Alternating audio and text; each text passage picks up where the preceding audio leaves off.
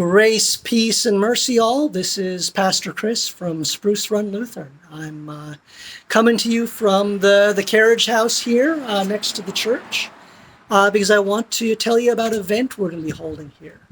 Well, actually a series of events. We're going to be doing a learning event called Carriage House Learning, and we'll be meeting from 7 to 8 p.m. on Wednesdays, starting on Wednesday the 21st. So Wednesday the 21st at 7 p.m. and we'll go about an hour.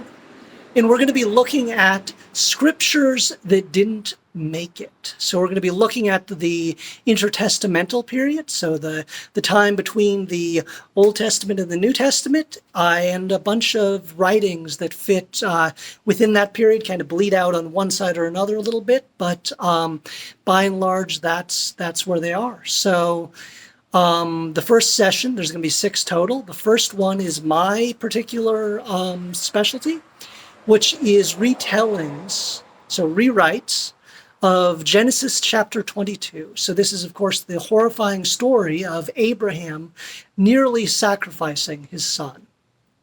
And what I found incredibly helpful about this story was it sort of made the writers of these rewrites of the Bible sort of show their hand, right? Because when they get to this really disturbing thing, how they kind of, not exactly explain it away, but make it make sense to them, really pointed out the things that they were particularly worried about, right? So, brief preview, when you look at Josephus, who's really into sort of Roman military tradition type stuff, he actually makes sure that we know that Isaac is in fact old enough to join the army, right? That's his main concern there. That's how he gets around this whole thing, because then Isaac is simply, sort of sacrificing himself for, sort of the good of his father, and he's going willingly, that kind of thing. So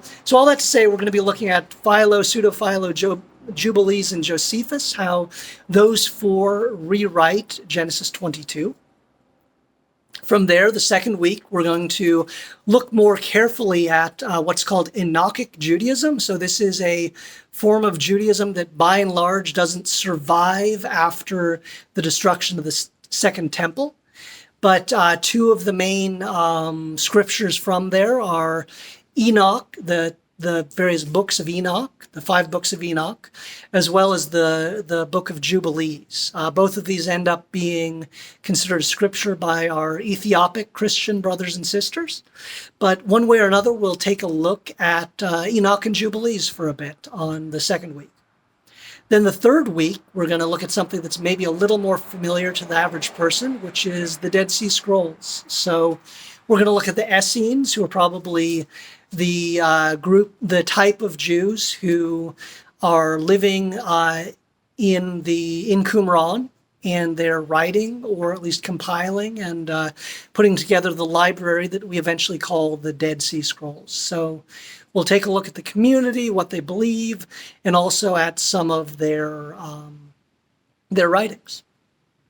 Then the fourth week, we're going to look through the Apocrypha. So, of course, if you're a Orthodox Christian or a Roman Catholic Christian, and frankly within European Lutheranism and Anglicanism, you also see these as scriptures. So we'll look at some of the apocryphal books and just think a little bit about what these probably most familiar of intertestamental writings are saying about God, and how they maybe jive or don't jive so much with what is commonly seen as Protestant scripture.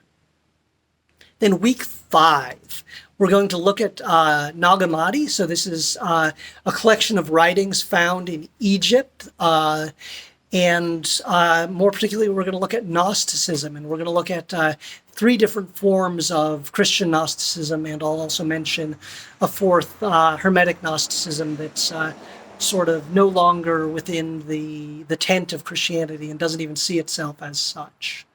So we'll take some time to look at sort of Christian Gnosticism. And then finally, the sixth and final week, we're going to take some time to think about a particular Gnostic scripture, the Gospel of Judas, which was really sort of a big deal a couple years back when National Geographic's put together a translation of it, and because they were really excited and they paid a lot of money for it, they wanted to get it out there super quick.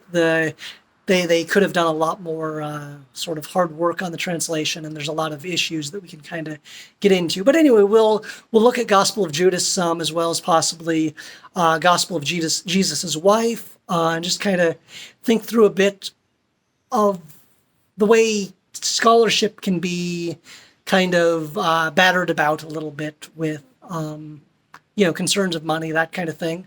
But then, more importantly, we'll then review the 6 weeks and just sort of say, what does this all mean? What does this mean for our faith? What does this mean for thinking about scripture that we do hold dear, and how all of these have influenced in one way or another, positively or negative, our own canon, things that we consider to be scripture. So that's what I got for you. I hope everybody will show up on Wednesday the 21st to get started with looking at retellings of Genesis 22 and kind of go from there. Great. Thanks much, and have a great day. Bye.